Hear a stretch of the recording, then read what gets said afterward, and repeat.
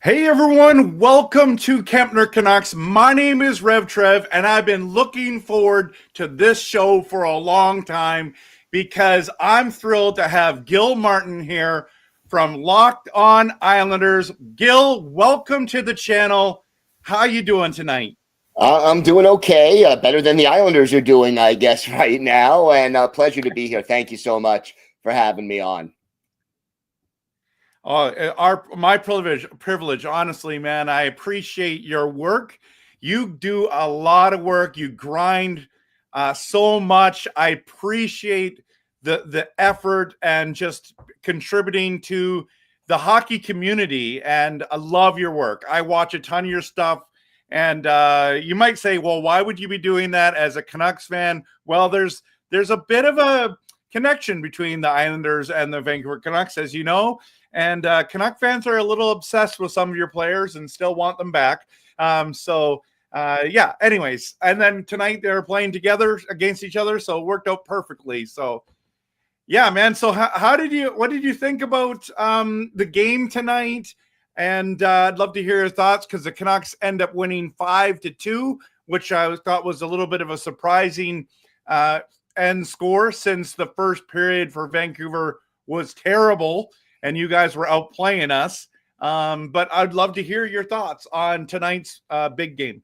Well, if you start with that first period, kudos to Thatcher Demko because he really kept the Canucks in the game. I thought, maybe the first 5 minutes Vancouver looked okay, and then the last 15 minutes of that period was mostly Islanders. At one point, Vancouver was out shooting the Islanders 4-2, and then it was 10-4 for the rest of the period, pretty much. So Thatcher Demko really played well, kept them in the game, and then in the second period, Vancouver was able to kind of bounce back. And the game, I think, turned on the last minute of the second period and the first 65 seconds of the third, where Vancouver, was able to break the 2-2 tie and then increase the lead to 4-2. And, from that point on, it was smooth sailing. Yeah, I mean, the second period was wild because there was 5 goals. And it's like, there's no goals in the first period. And I'm like, this is kind of a boring game, to be honest with you. And then all of a sudden it's like, oh, well, both teams came to play because, Gil, this was a big game for Vancouver, but this is also a big game for the Islanders. And there's a lot of teams that you're trying to catch. And I know that I think our fan bases are kind of similar right now where we're on the outside looking in. There's a lot of like negativity towards our teams. People are calling for rebuilds. And but then we win. And it's like, oh, we're going to make the playoffs. And we got hope again. So is that a fair representation of the Islander fans as well? Yeah, it's been a roller coaster ride of a season. And I think the only consistent thing about the Islanders, and I think to a large extent from the Canucks in the various times that I've seen them play, the only consistent thing is inconsistency, where, one night it looks like they could beat anybody and the next night they lose to the Sharks. So it just has been a real roller coaster ride of a season. The fan base is tense. They're hanging on. And had the Islanders won this game, they would have been in a playoff spot for the first time since early to mid-November, and they couldn't get it done. Wow, that's frustrating. So give us, like, I don't get to watch a lot of Islander games being in the west coast of Canada. I mean, we see the odd one, but give us a snapshot of your season. Now, you're saying like what I've been saying about my Canucks for all season is we're consistently inconsistent. And you basically just said that as well. So what do you think are the big fails on your roster right now? I mean, first of all, there's a lack of scoring depth. I mean, that's the number one problem. The Islanders remain in the bottom third of the league in goals scored, and then special teams are just dreadful. They are dead last on the power play. I think they're up to 30th now on the PK, but not much better than that. And, it is very hard to beat good teams when your special teams are just at or near the very bottom of the league. And now that they traded Brock Nelson at the deadline, they were struggling to score enough goals before they traded Brock Nelson. And now they're kind of relying on some of their bottom six forwards to try to produce some offense with mixed results. Absolutely. I get it. I get it. It's frustrating when your team can't score. Now, when I look at our roster tonight, it is depleted. It is depleted, but we had a bunch of unlikely heroes jump in tonight.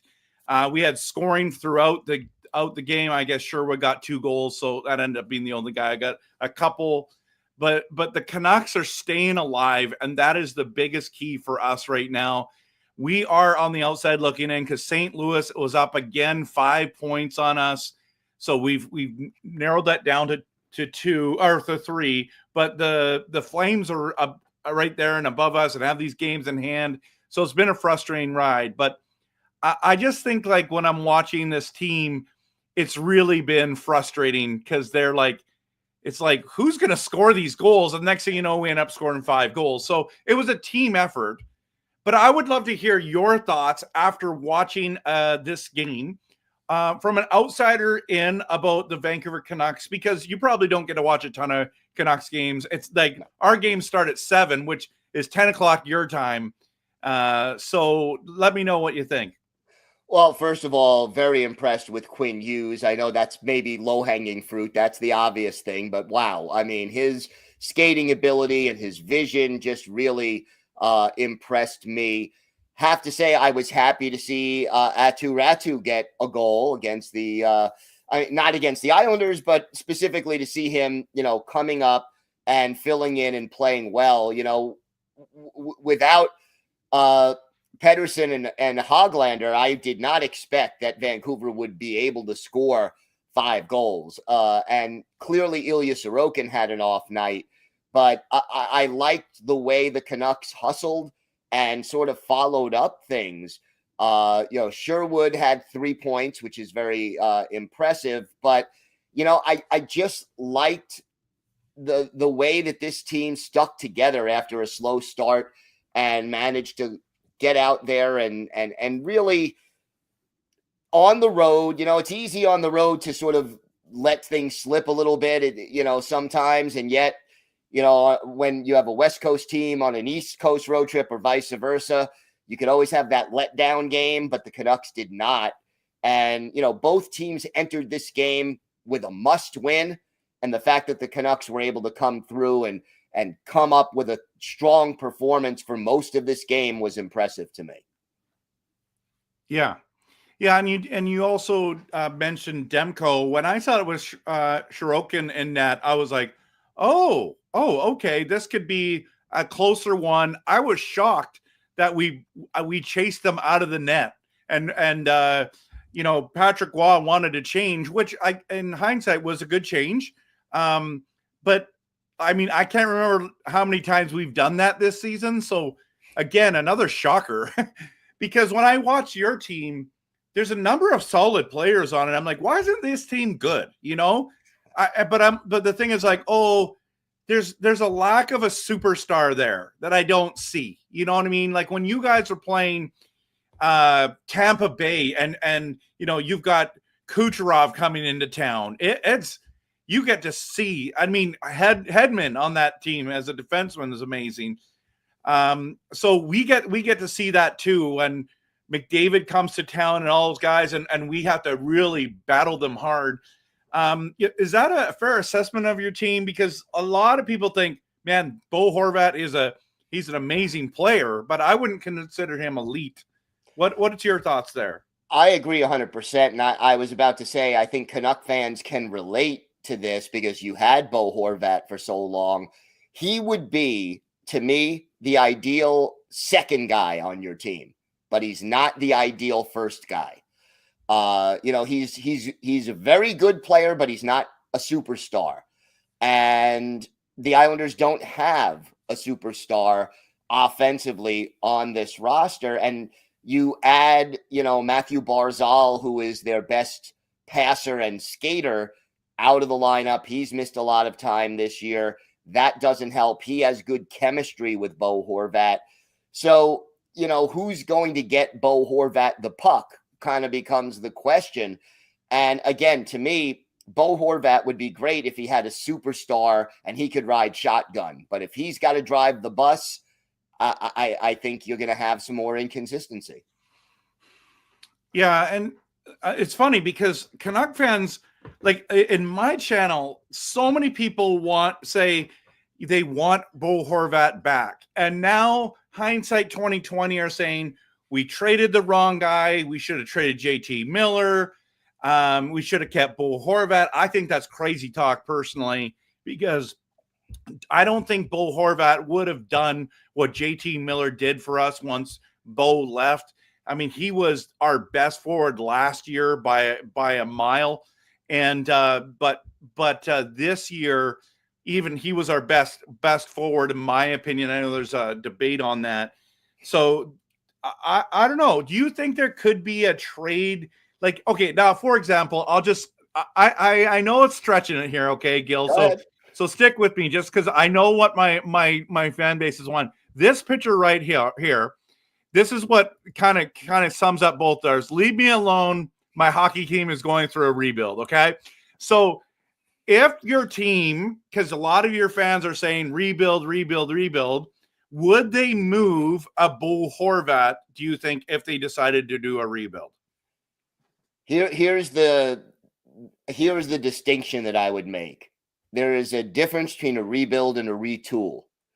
I think Islander fans, most of them, are thinking more along the lines of a retool than a rebuild, because you have guys like Bo Horvat and Matthew Barzal and Ilya Sorokin who are in the prime of their careers now. And Lou Lamoriello, who somehow is still the general manager of the New York Islanders, doesn't even really want to retool. He wants to chase, 8th place in the conference every year and either barely get in or barely miss the playoffs, which is what the Islanders have done in each of the last 6 years. And this year will be the 7th. Even when they went to the conference final in those back-to-back years in 2020 and 2021, they barely got into the playoffs. So his idea is once you're in the playoffs, anything can happen. And yeah, there's some truth to that, but it is always better to have a team that is built, that is elite and going into the playoffs than to be one of the wild cards and going into the playoffs. So Lou is not going to do a rebuild. He didn't even want to do a retool. He wanted to re-sign both Brock Nelson and Kyle Palmieri at the trade deadline. Couldn't do it with Brock Nelson. Kyle Palmieri still unsigned, but I guess they have some sort of, agreement in principle or agreement to work toward a new deal. So if the Islanders go full retool, then everybody's available. But I think a rebuild is much more likely unless there's a new general manager after this season. And I'm not sure there will be. Yeah, and Canuck fans are similar in the way some. I feel like I'm one of the only voices of reason. I'm saying the same thing you're saying, Gil. The word rebuild, people don't understand. It doesn't just happen overnight. It's a 7 to 10 year process potentially, and owners don't want to spend that much money. And you're going to lose ticket sales. People don't want to go to games during rebuilds. It's like where you fill the stadium on hope. And if you can land a big fish in free agency or something like that, you'll get people in the seats. And then if it goes again awry, you're like, well, we tried. Right. So I'm with you, retooling, or revamping the lineup a little bit, because it's not like we're all way out of there. It's just that we're not contending, and that is concerning. And I'm with you. That's a hard one to do. You don't want to be the next Chicago Blackhawks or San Jose Sharks, and no offense to those teams, but how many years has it been since the Red Wings were in the playoffs, or the Sharks were in the playoffs, or the Senators? It's been a long time. You don't want to be one of those teams where you get to American Thanksgiving and you're not making the playoffs. That's discouraging. And to me, the role model for retooling is either the New Jersey Devils, who before Hughes got hurt were playing pretty good hockey, or even better, the Washington Capitals, where they put a couple of guys on LTIR, which helped free up some cap space, made a couple of moves that paid off, and they went from the last team in the Eastern Conference to qualify for the playoffs last year to a potential President's Trophy winning team this year.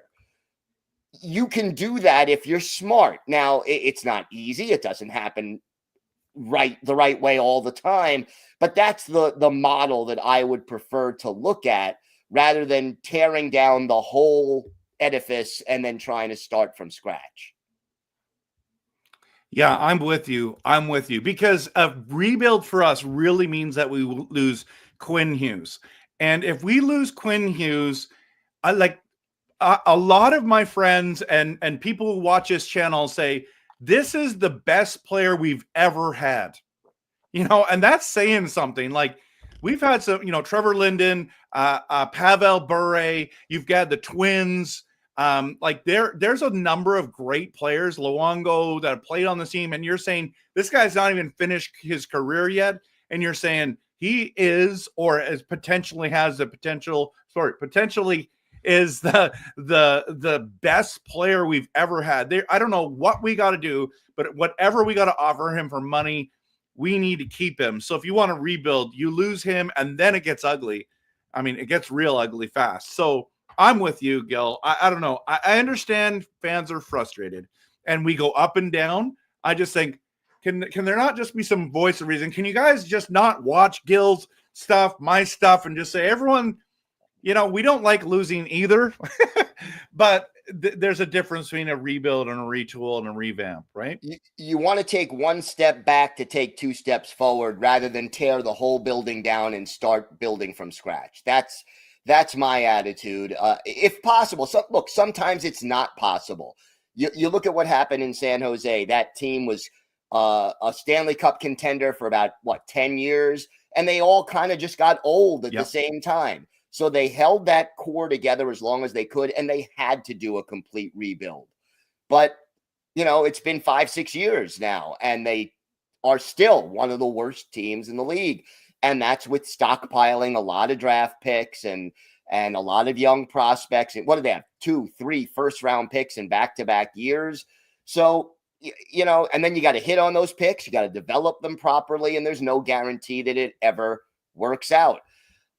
So there are different approaches. The one thing I don't want to do, though, is what Lou Lamoriello has done on Long Island, which is constantly it's like chasing your tail. We're going to finish 8th in the conference, or we're going to, just miss. And if you're in the muddy middle, you're not getting the good draft picks. It's harder to get those elite players, and you have to trade for them.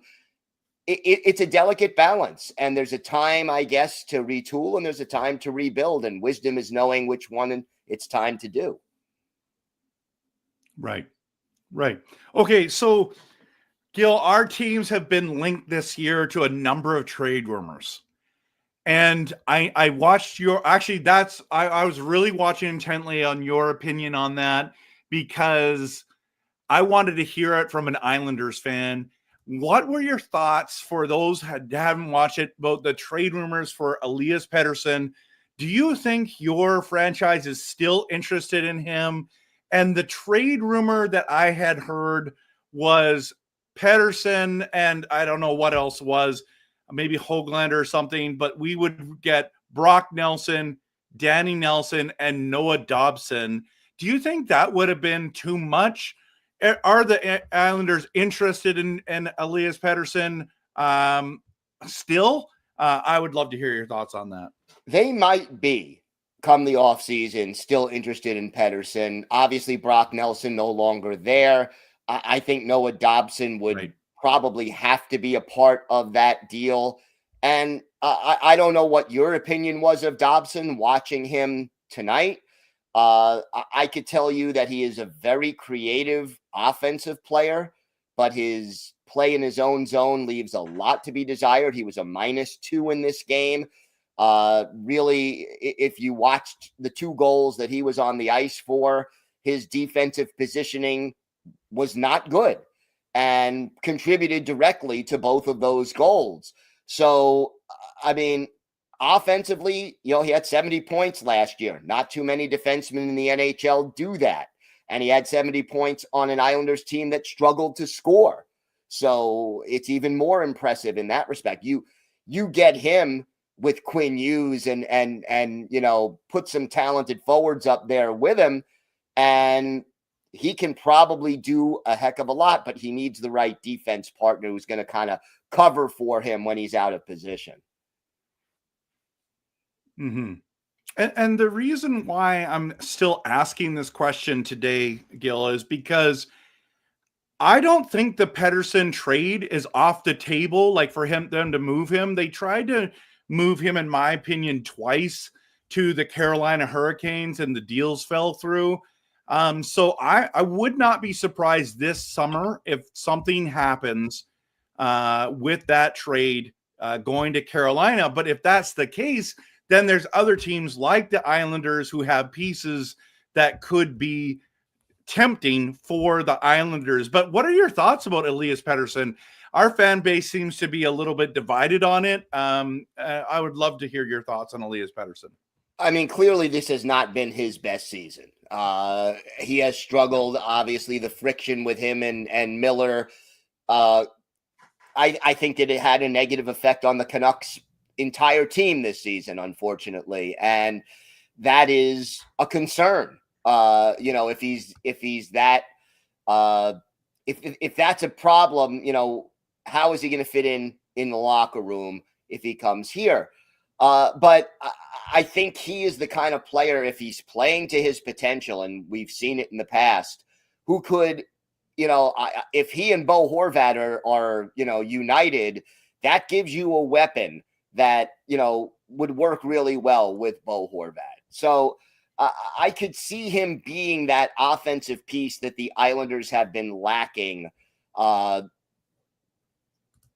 the cost is going to be very high. And it's going to be interesting to see whether or not there can be a meeting of the minds between these two teams to work out that deal. And just to let you know, Noah Dobson is a restricted free agent this offseason with arbitration rights. So his situation is a little bit up in the air as far as, do they give him a bridge deal? Do they go to arbitration and sign the 1-year deal? Or do they try to lock him up and on long term? And if so, what do you give the guy who can score 70 points but is questionable in his own zone? Yeah, no, that's great. That's really great. Gil, there is a question in the chat from Calvin. It says, what about the price, or is it Simon Holmstrom? Yeah. What would the price be? He is in my comments all the time whenever we do trade conversations, especially the Islanders. What do you think the price would be for him? I am not sure. He is up and coming. He's got, I think, 17 goals, if I'm not mistaken, off the top of my head. Might hit 20 this year if he gets 3 more in the last 11 games. I don't think Lou Lamoriello wants to part with him. He is a former first-round pick. He and Noah Dobson are the only 2 first-round picks that Lou has kind of hit on and have developed into solid NHL players. He can kill penalties. He's got offensive skills, but he's hesitant to shoot. And if you look at his shot totals, he maybe has a little more than 1 to 1.5 shots on goal per game, but his shooting percentage is really, really high, and it has been his whole career. If he gets a little more confidence in his shooting ability, I think he can go to 25 goals in the future, maybe even 30 if he really gets the right line mate and has confidence in his shooting ability. But I don't think Lou Lamoriello wants to part with him. And not that it's impossible, because for the right price and the right deal, and Holmstrom is also a restricted free agent with arbitration rights this offseason. Mm-hmm. Mm-hmm. Yeah, and what are the prices going to be for Dobson, for Holmstrom? Those are big questions that need to be answered. That's the thing. When Vancouver makes a trade for a guy who's in that situation, they sign him right away. Right. It's like they've already had a conversation, or like, we're not trading for this asset to lose them later. It's not a rental opportunity. I really like Noah Dobson. I would love him in a Vancouver uniform. It feels like we've kind of helped our defensive issues a lot more. So I think, with the Marcus Pettersson trade, that helped us a lot.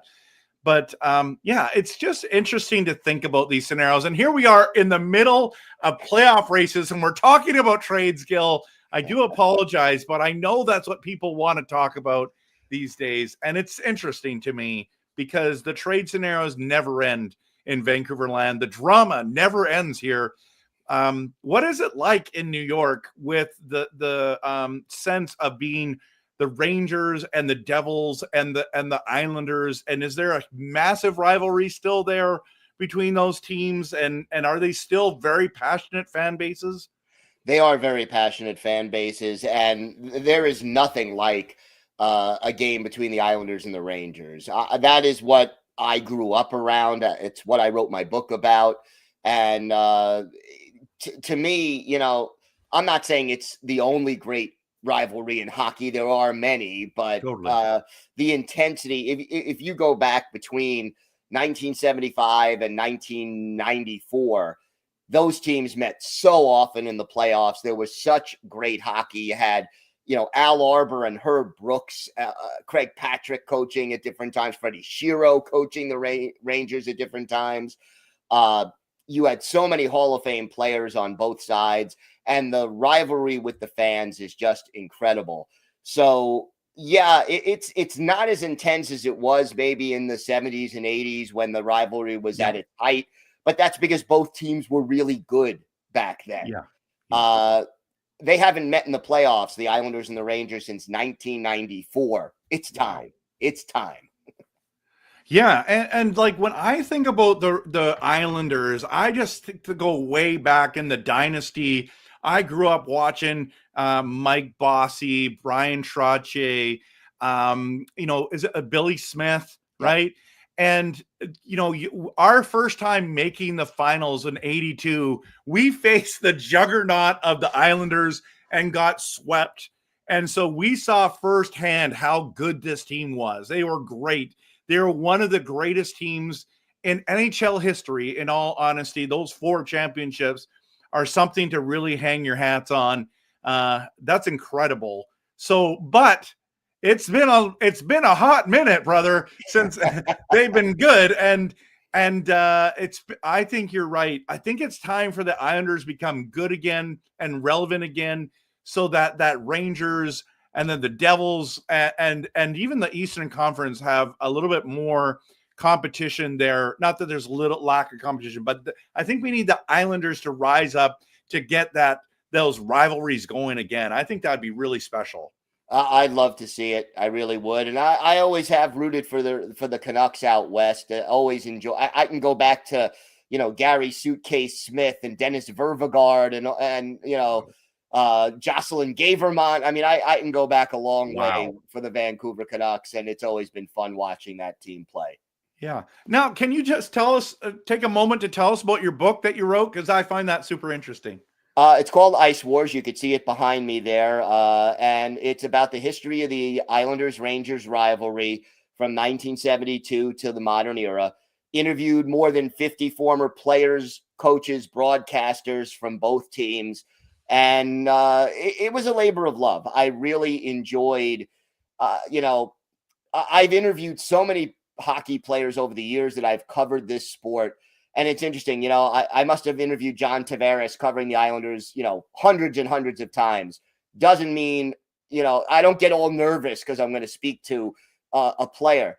The only time I get nervous is when I interview players who I was really rooting for when I was a little kid, and all of a sudden it's like, wow, I'm interviewing this guy who I watched, I got to interview Mike Bossy and Clark Gillies before they passed away. And, I got to speak to Bill Torrey before he passed away, and Emil Francis and Ed Giacomin, Brad Park, so many of the guys who were a part of this rivalry. And the guys were great. It was a great experience, and just that was the hockey that, that's what made me a hockey fan. That rivalry from the time I was about 8 years old when it got really, really intense. That's what made me such a big hockey fan. And to be able to speak to players, broadcasters, general managers, coaches about it and to relive it was really fun. And got some great quotes, got some great insights, and really enjoyed putting it together. Oh, man, that sounds really great. Well, I mean, it must feel good to have written that book and got all that on paper and being able to share it with the world. I know Islander fans really appreciate you. You and I also have a mutual admiration for our favorite football team. We're both Green Bay Packer fans. And so, man, it's just really great to have you here. I know that you got to go and shoot your own stuff tonight. But I just want to just give you a good shout out again. Like, I just think you do great work. You can follow him on TikTok. You can follow him on YouTube. I mean, you're everywhere, Gil. Where else can people find you? Well, you can find me on X at Ice Wars NYR VSNYI. Ice Wars is the book. So it's Ice Wars New York Rangers versus New York Islanders. You could find my Packer stuff at either Cheesehead TV or thepackerspost.com. And Locked On Islanders is my podcast Monday through Friday. I also do Locked On NHL Mondays and Fridays as well. So, it's busy, but I love it. I absolutely love it. You and I need to have a conversation one day about how you got those gigs, because that is amazing. But well done. I connect with the Locked On Canucks guys a lot, and I appreciate the work that they're doing as well. But thank you so much, Gil, for being here. You are you're a blessing to me, man. And I'm sorry that we beat you tonight, but I'm sorry, not sorry. How's that? Justin Bieber kind of saying it here, because we needed those points too. We're trying to make the playoffs. So thank you for allowing your team to lose to our team tonight. So, hey, thank you so much for having me. It's always a pleasure to talk hockey or football with you. And good luck to the Canucks the rest of the way. Since they're not playing the Islanders anymore, I could say that without reservation. Yeah, all the best to the Islanders as well. So just so everyone knows, I'm going to hit a promo. Gil's going to go, and then I'm going to continue this the conversation with you. So post your questions in the comments, and have a great night, Gil. We'll talk again. Thank you so much for being here. Thanks for having me.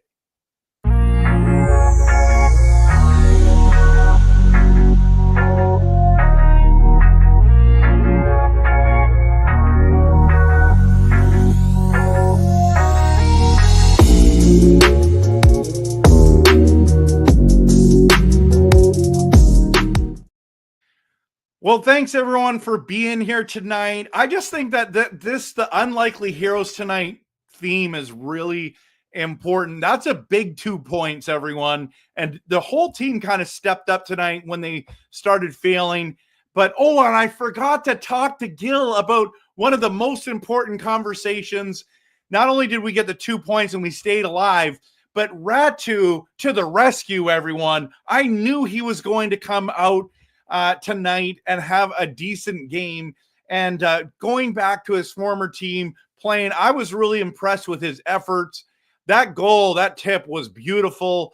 I loved watching that. I'm kicking myself that I didn't talk to him about it. I had it right here ready to go, but I thought, like, all these guys stepping in. That Blue Girl goal, what a snipe, everyone. What a snipe.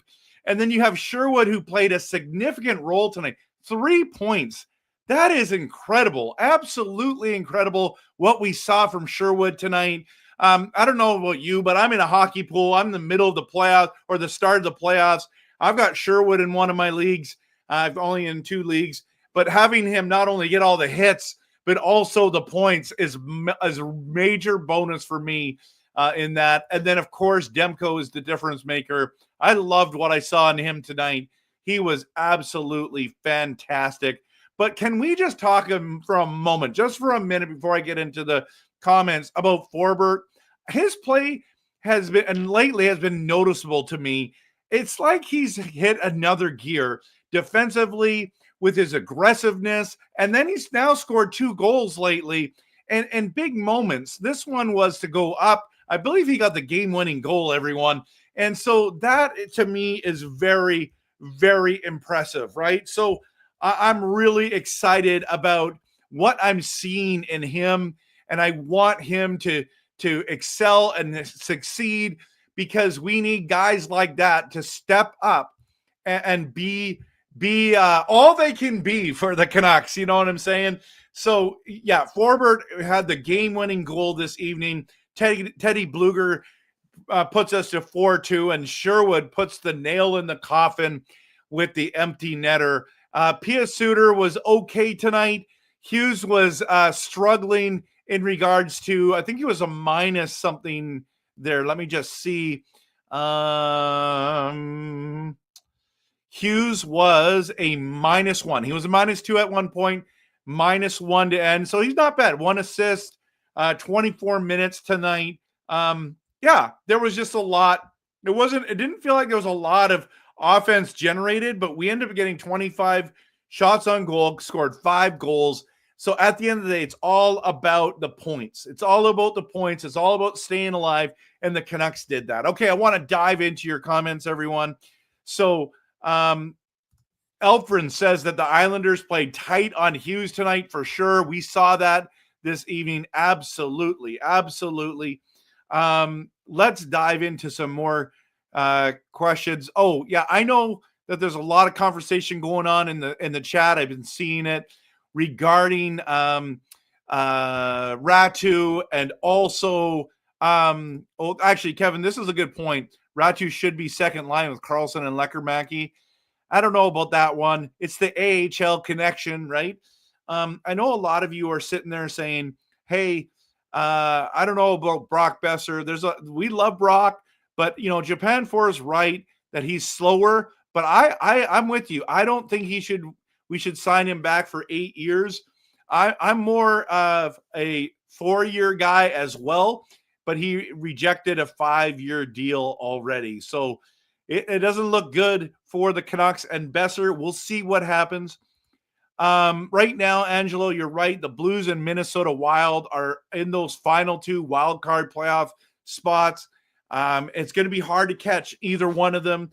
And so we'll see. How many hits is Sherwood at? I'm not sure. Someone can post it in the comments. That would be great.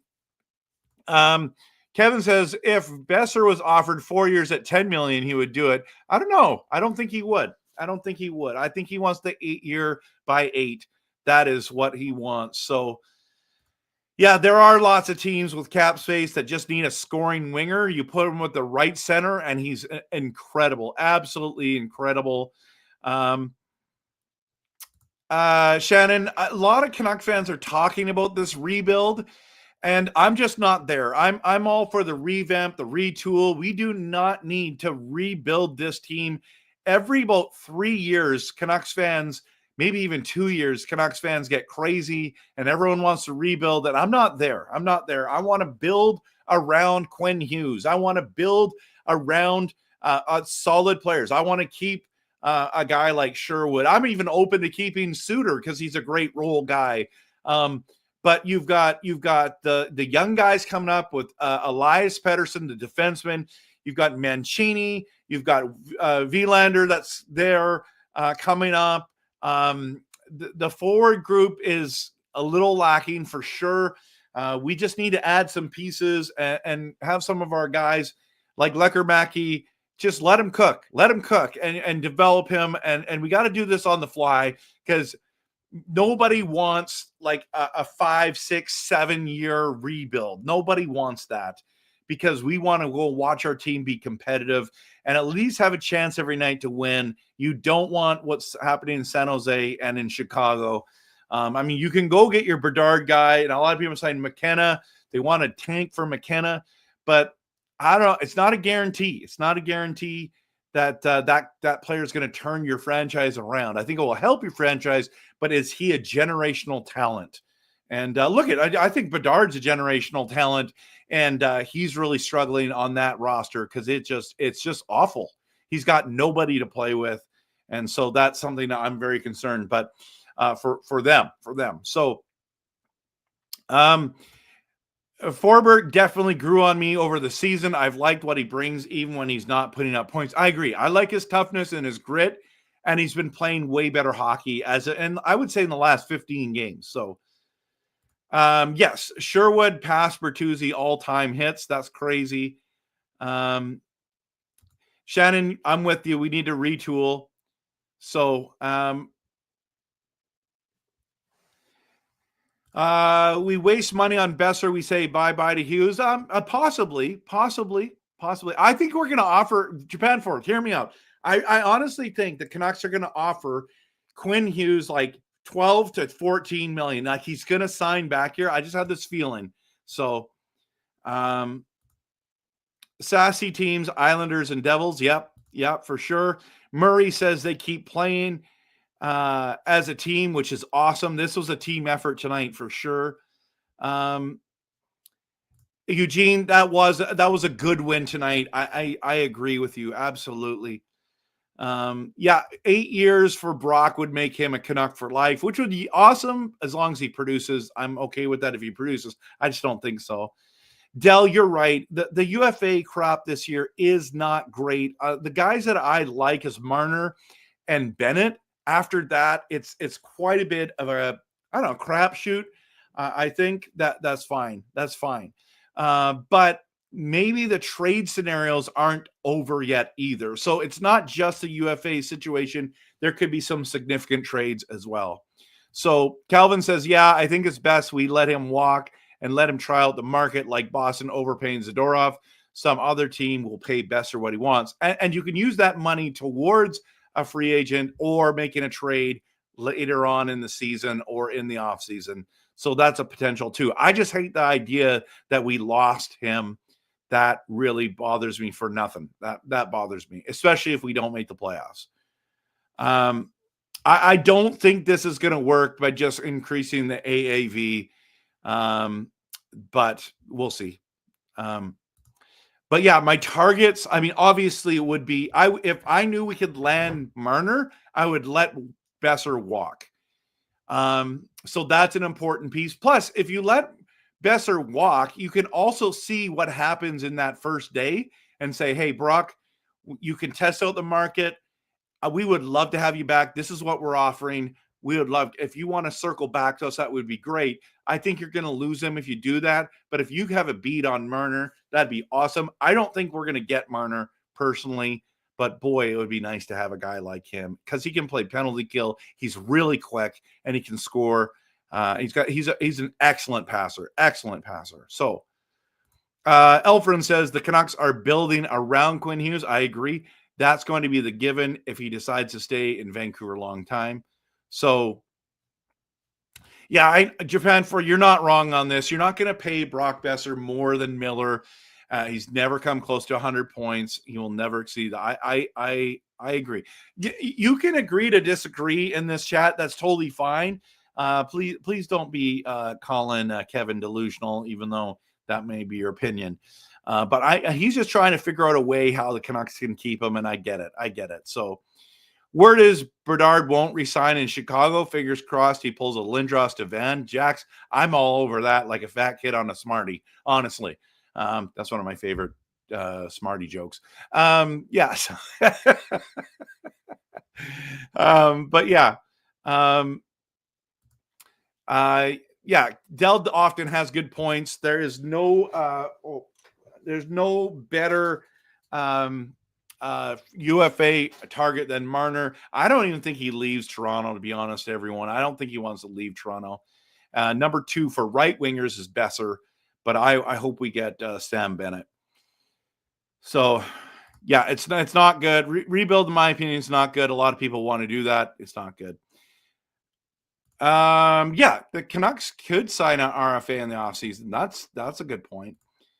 Cool says Tocchet used to eat pocket rockets bucket of chicken nuggets to shoot top net. Everyone knows that. Okay, well, why aren't the Canucks eating the chicken to get there?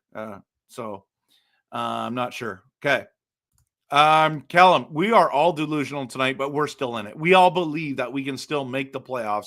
I know hope is dimming. It's getting darker out, but there's still a light that's on. So as long as there's a light that's on, I'm going to cheer this team on, Kellen. We're going to do it. So Carolina targeted Rantanen. Look how that ended up. Apparently players have a say in where they play. Yes, they do. And they should. They should. I know that sucks for a team, but he never got asked to go to Carolina. He wanted to stay in Colorado. And a lot of players, for some reason, don't like Carolina. I think it's their stadium. But, man, I hear that Carolina's a great place to live, so I'm not sure on that. But, yes, I did hear that as well about Bedard. I don't think he's going anywhere. Do I still think we need him an enforcer? 100%. I think we're too soft. But what kind of enforcer is the key? You need someone who can still play hockey. That's why I like Zadorov. Thought he was an enforcer, plus he could still play hockey. Do you all think we can carry this momentum to Columbus? 100%. We're going to win against Columbus. That is a fact. We play the Jets.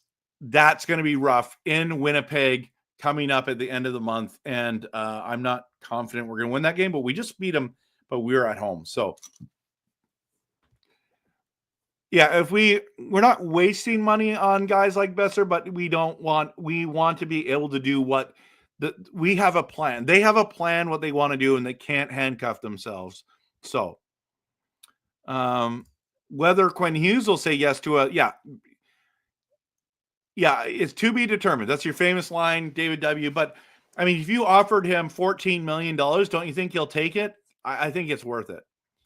Galactic, it was a good game tonight. I love it. I don't think we lost him if he didn't agree with the contract Vancouver gave him. I think you're talking about Besser. Yeah, Marner and Bennett are the guys that I would be going after. I still think we should have traded Besser. Yeah, I agree. If we lose him for nothing, that is awful.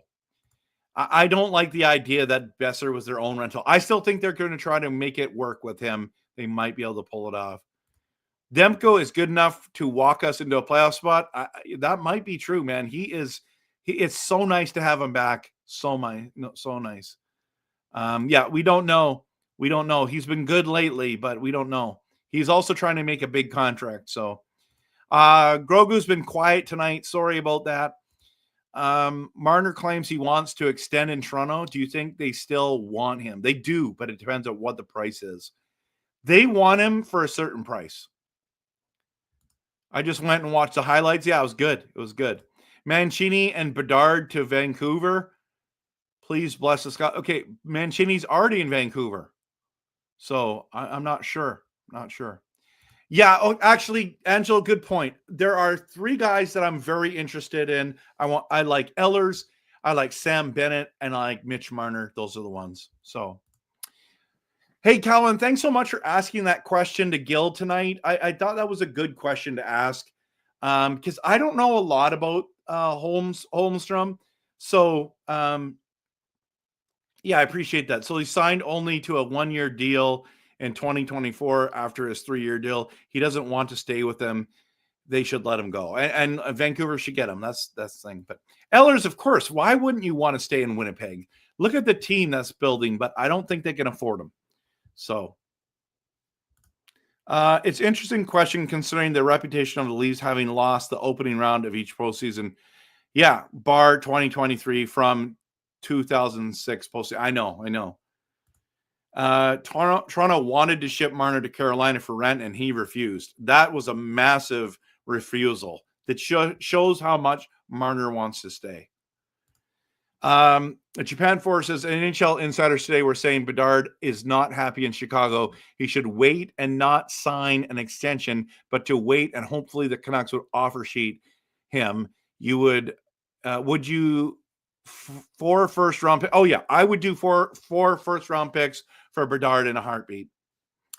There's a chance that Minnesota could be the team that we catch. Canucks Uncensored says, hey guys, good to see you, by the way. They are 4-5-1 in their last 10. St. Louis is catchable, but their schedule is too easy. and they are on a heater. That's a great point. Maybe Minnesota is the team that we're trying to catch instead of just St. Louis. They're fans in every sport that also drum up, drum courts are delusional and they think that they always get robbed. Yeah, it's true. It's true. Come home, Bedard and Celebrini. I'm all on that hype train. Bedard is too small for a playoffs. I'm not sure about that, to be honest with you. It's going to be an interesting offseason for sure. You don't think that we need an enforcer? We need tougher players who can score. I mean, that's why I like having Zadorov and JT Miller. We just need to keep Hughes happy. 1,000% dreamer. 1,000%. Michael Rasmussen is another player we should go after in the offseason. He's big and can play hockey. He can play center or left wing. Yeah, I'm not sure. I'm not sold on him, but the Canucks could definitely use a Brady or Matthew Tkachuk kind of player. Listen, we had one, guys. I'm gonna be a broken record. It was JT Miller. That is the Brady and Matthew Tkachuk style player. Those three guys all played on the same line together, and the USA, they were unbelievable. Okay, so let's be honest about that. So I know you guys are like, it's all you talk about, JT Miller. It's just a fact. It's just a fact. We will never get Marner or Bennett. Book it. Okay, well, thank you, Dell, Mr. Negativity. I think Sam Bennett's a realistic possibility. Absolutely. Offer sheet Bedard tomorrow. That'd be awesome. Not Brady. He's cursed. Look at all the Senators' playoff history. It's because he hasn't had anyone to play with. Doug says watching this team gives him heartburn. He meant Celebrini. Okay. He deleted it because it was a mistake. Okay, sorry. We should go for an RFA. We might. I've thought about Trevor Zegras. I'm not a fan. I don't know if he's a good fit in Vancouver. I don't like his style of play. I don't think he's going to pan out, but maybe it's just because he's in Anaheim. A first-round exit by Winnipeg might pry Ehlers loose. I don't know if they can afford him, honestly. He's getting the red carpet treatment here in Winnipeg. All money goes to him. Okay, then you're thinking they're going to keep him. Okay. Not a fan of DeBrusk. Trade him and Petey for Bedard. I don't think Chicago would do that. Honestly, I don't think they would. I don't mind DeBrusk. If the Jets get knocked out first round, there will be huge changes there. I agree. Canucks should pursue any path universe that allows any Tkachuk brother to wear our black skate. I agree. Ryan Donato, okay. Our Tkachuk was JT Miller. That's what I've been saying for months. Yeah, those types of players are gems and will never be available. I agree. There was no changes last time. There will not be this time either. Trust me, bro. I know. Okay. Difference between Miller and Tkachuk type players is teammates like Tkachuk. Okay. You know that he went out with his buddies when Vancouver came to town, right? Took them out, like they all went out for dinner. So I think it's been overblown, to be honest with you. You like that? Okay, Calvin. Okay, cool. Bedard is only 19, not close to his prime. I know. So yeah, you can send me a message later. No on Zegras. I get it. I didn't see the pop shop. I didn't bust it out. I have it here. I was going to do a black cherry tonight, but I think I'm going to wait till next game. Yeah. Y'all realizing how little we're missing EP40, Höglander, and everyone else who is a surplus to require. I am surprised how well we played without them there. And I'm not saying that they're awful players. I am surprised. So I know what you're saying, but Kevin, yeah, I think Bennett is a JT Miller style for sure.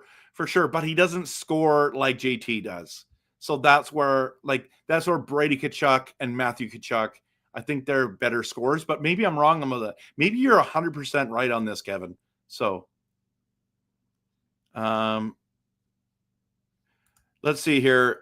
I bet the Rangers trade someone we don't expect. Okay. There are no updates on Hedel. It does not look good. I'm not sure. Those concussions are hard to come back from, especially when you've had 5. Who do we play next? We play Columbus, and let's go there. Let's go there. Let me just bring it up. We play Columbus on Thursday, everyone. Columbus on Thursday. So let's share screen. I'll just show it to you right here. So yeah, there we are. We beat. We on a 2-game winning streak right now.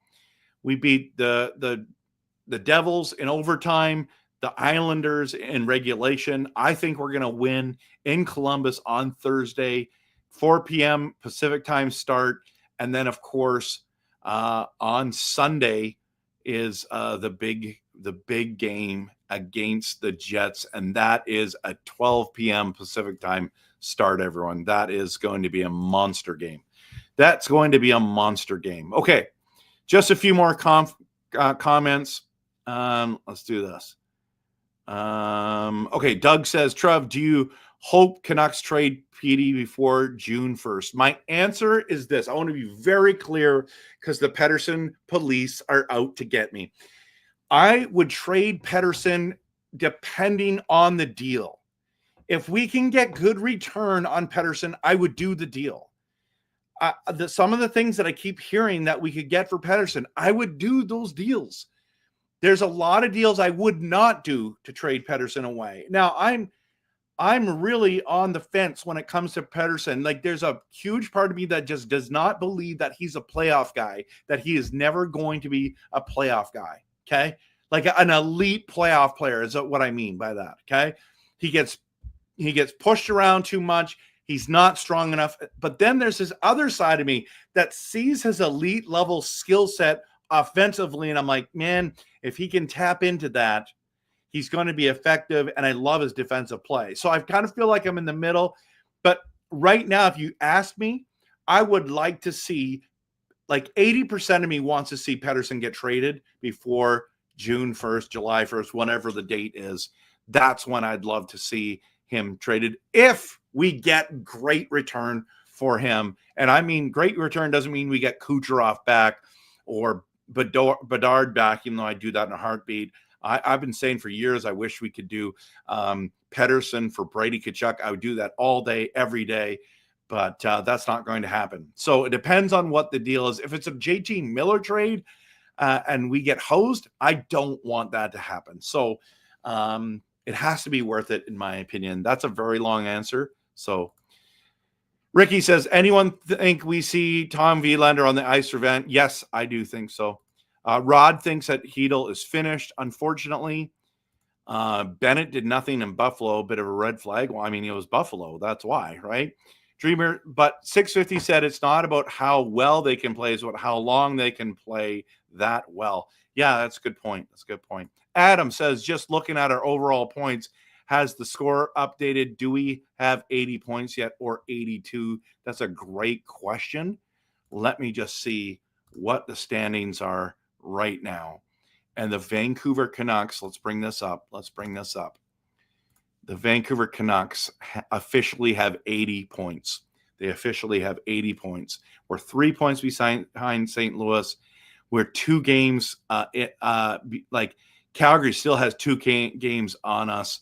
They are in the real hunt there, everyone. If the Flames can win those games, they are looking gorgeous. And I cannot stand saying that, but it is what it is. Yeah, we play Columbus on Friday. Yeah, why didn't they re-sign him sooner yet? That's a good point. Maybe they're just waiting to see what he does in the playoffs, Japan, for Ehlers. So sign Marchand, that's a possibility. Yeah, Blue Jackets are going down for sure. Absolutely.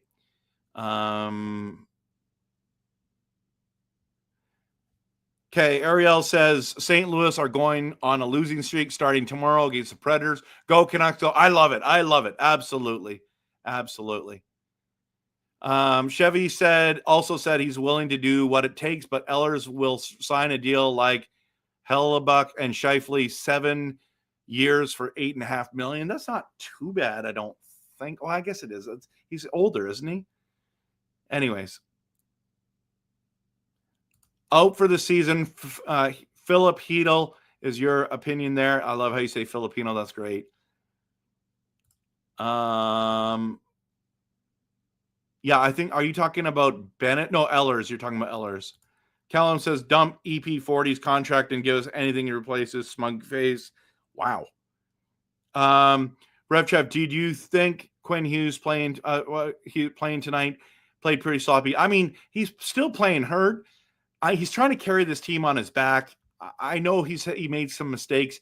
I just think like we can't win without him. So was he perfect tonight? No. Is he amazing? Yes.